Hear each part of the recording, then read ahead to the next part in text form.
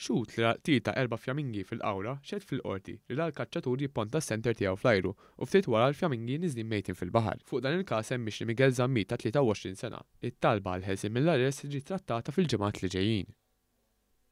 It-tlieta filgħodu issoktat il-kumpilazzjoni tax-xhieda kontra José Vellax Kembri li tinsab mixrija b'ħasil ta' flus bejn l-2008 u l-2020. Mart Keach Kembri qed tiġħad l-akkużi. L-Ispettur Liam Bonello ppreżentat evidenza li tikkonsisti f'transazzjonijiet ta' ċekkijiet mingħand Keach Kembri, missieru Alfiox Kembri u Casco Group, depositati f'kontijiet konġunti. Mistoqsija dwar dawn il-kontijiet, is-Sinjura Vellax Kembri qalet li kien jieħu ħsiebhom żewġa.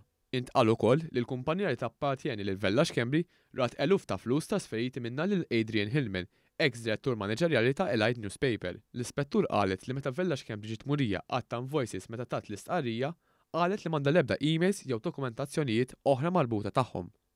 Komplit il-kompilazzjoni fil-konfront ta' Adrian Hillman, l-ex-direttur maniġerjali ta' Elite Newspaper, il-kumpanija li tippubblika Times.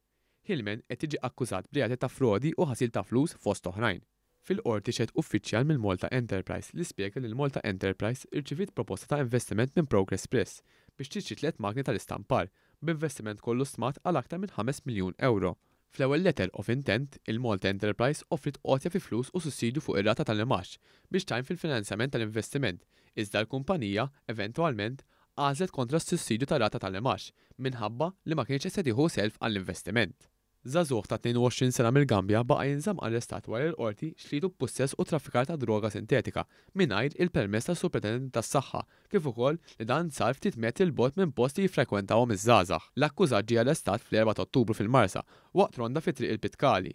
Jidher dak il-ħin kellu fuqu 16 pakkett droga sintetika.